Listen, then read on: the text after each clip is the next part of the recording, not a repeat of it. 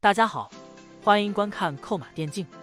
S12 全球总决赛将会在明天开始第二轮的比赛。第二轮的比赛与第一轮不同，将会在一个比赛日中结束一个小组剩余的所有比赛。而明天率先要进行的小组就是 EDG 所在的死亡小组 A。目前 EDG、T1 和 FNC 3支队伍的战绩都是2胜1负。然而，在第二轮比赛马上开始之前 ，EDG 却传出了令人遗憾的坏消息。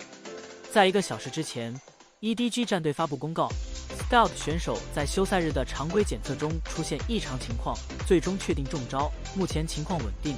后续将会在自我隔离室进行训练。拳头官方在 S12 的规定也是，如果有选手患病，比赛的时候选手会单独在隔离室进行。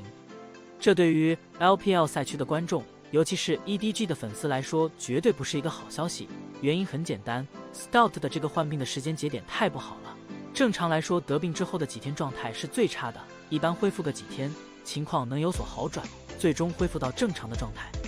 但 Stout 是被检测出来患病之后，第2天就要打比赛，所以观众们都非常担心。之前 FNC 战队的 Upset 和 Halisong 在入围赛开始之前被确诊，辅助 Halisong 身体状况很差 ，FNC 不得不临时征调一个替补辅助。现在只能期待 Stout 选手是无症状，或者说得病之后症状比较轻。EDG 或许可以求助专业的医疗帮助，争取能让 Stout 尽可能的在明天比赛中有一个好的状态。如果说 Stout 和 Halisong 一样是症状比较严重的话，明天 EDG 大概率是要被淘汰出局的。现在已经有很多观众都表示已经做好了 EDG 和 TES 都被淘汰的准备，一方面是对 TES 的竞技状态不抱希望，另一方面也对 LPL 战队第2轮的表现缺乏自信。要知道 LPL 赛区在最近4年的 S 赛小组赛中，第2轮的成绩都远远不如第1轮，尤其是去年 LPL 赛区4支队伍第1轮战绩甚至比今年还好，10胜2负，而在第2轮 LPL 的战绩则是3胜9负，惨不忍睹。LPL 第2轮最好成绩是 S10 小组赛，拿到了7-5，有3支队伍出现晋级8强，然而抽到了一共究极内战的半区剧本。今年的世界赛，在 TES 状态不好，同时 EDG 选手患病的情况下，个人认为 LPL 能有3支队伍晋级8强，已经算是好消息了。现在最害怕的就是其他 LPL 队伍也出现 EDG 类似的情况，这种就纯看运气了。所有队伍的防控都大差不差，谁能够幸运的在关键比赛开始之前都保持健康，谁就更有机会拿到好成绩。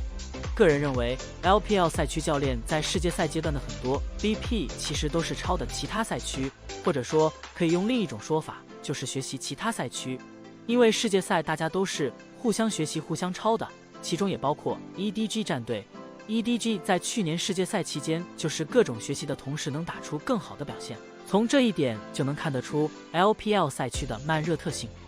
LPL 一开始的小组赛版本理解很可能是落后的，到了淘汰赛阶段大家的水平差不多了， LPL 队伍就开始发力了。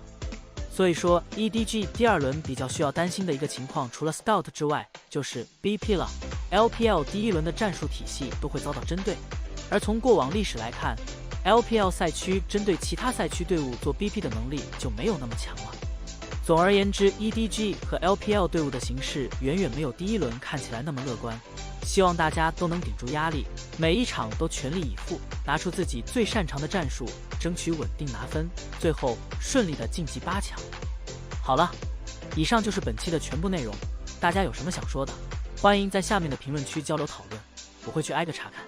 感谢老爷收看，欢迎点击订阅，我们下期再见。